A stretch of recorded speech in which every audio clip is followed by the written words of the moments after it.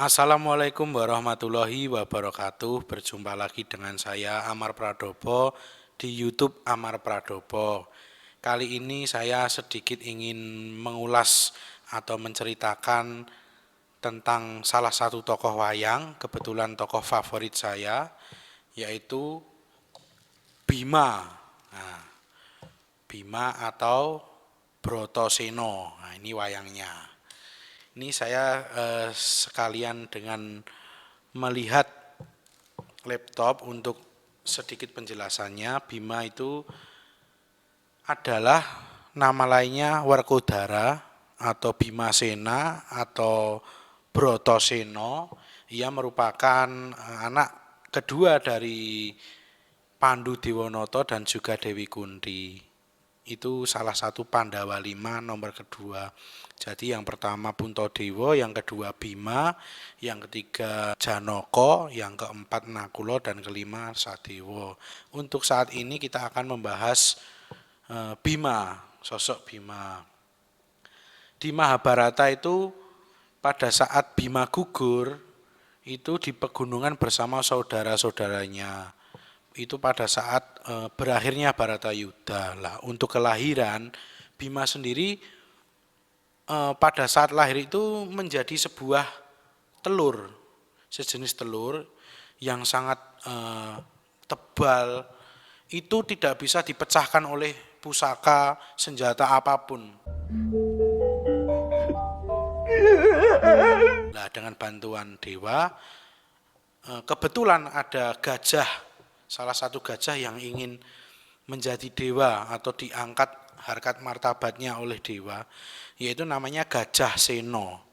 Pada saat Bima lahir, Gajah Seno inilah yang menyelamatkan pecahnya bungkus.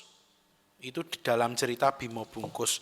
Lah, pada saat pecahnya bungkus ini keluarlah Bima Muda, atau biasanya kalau di dalam wayang dinamakan Bungkus.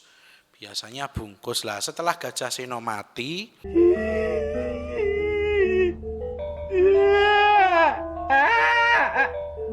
kedua gading gajahnya pun ditarik oleh kedua tangannya Bima ini dan menyatu menjadi kuku.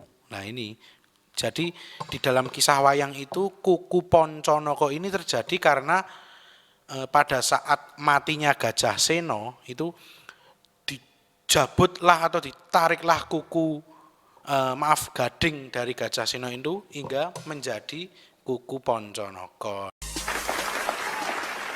Nah, ini. Lah, mengapa kok bisa dijuluki Brotoseno? Broto itu laku, nah itu broto artinya laku, seno itu artinya gajah. Jadi menyimbolkan lakune Gajah Seno, yo lakune Bima Seno ini. Laku apa? Laku untuk mencapai kehidupan yang kekal, diangkat menjadi dewa. Lah, maka dijulukilah Brotoseno dari kata itu tadi.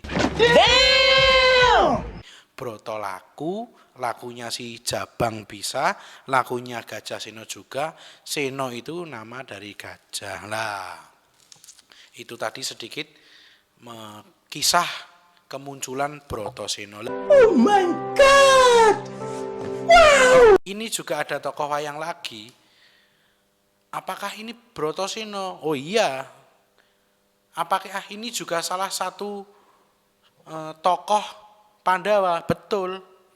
Apakah ini juga Werkudara? Betul. Lah, ini siapa? Kok agak beda ya? Lah, ini juga Brotoseno pada saat menyamar menjadi jagal. Kalau panjenengan nggak tahu jagal itu tukang bunuh hewan, kayak jagal sapi, jagal kerbau.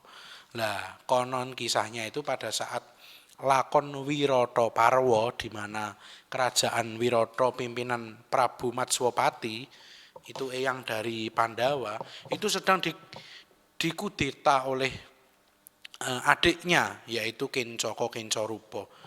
Lalu mencarilah sosok Jagal Abilawa ini untuk menandingi Rajamala. Lah Rajamala itu sendiri juga adik dari Matswapati.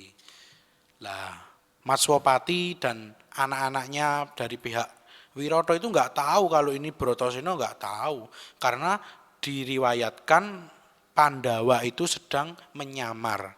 Ada yang menjadi kepala desa, ada yang menjadi jagal Abilawa ini, jagal.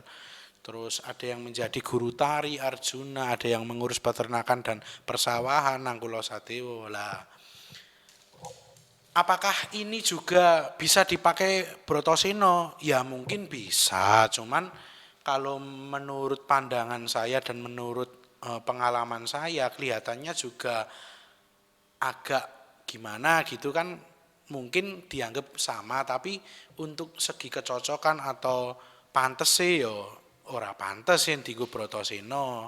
Bratasena tetap kayak gini. Lah perbedaannya sangat mencolok ya, walaupun sedikit, yaitu dari segi rambut.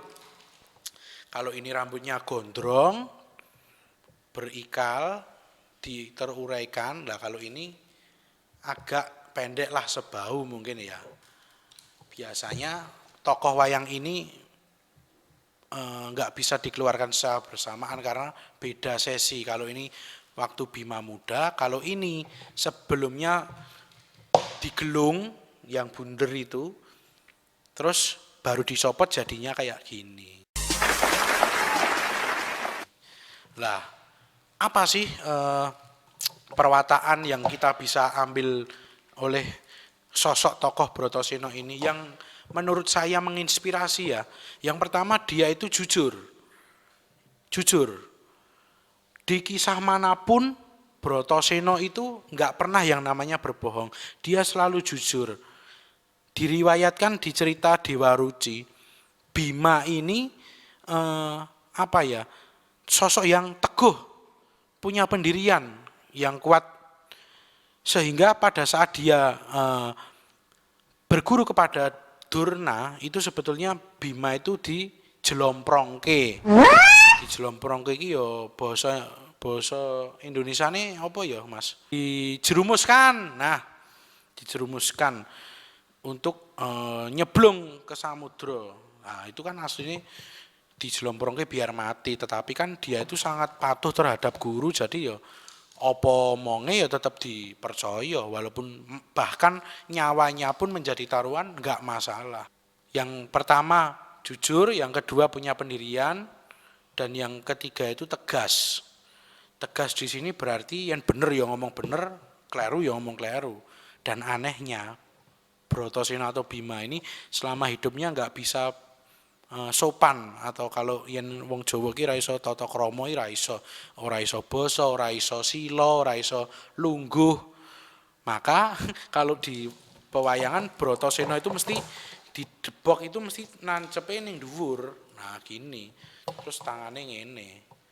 Lah yen wayang-wayang biasane kan iso ngene, terus iso ngene, terus iso nyembah. Nah kalau Bratasena nggak bisa, ya wis ngadeg terus. Lah apa ora kesel Mas? Ya mbong, iki jenenge wong cerita kok. Yen sampean pengen nyoba ya mang nyoba. Wong saatase sing main wayang wong ikon ngadeg terus ya kesel ya, mesti linggo ya. Nah itu tadi lah. Mungkin sedikit yang bisa saya sampaikan. Ada kurang lebihnya saya mohon maaf. Ini sedikit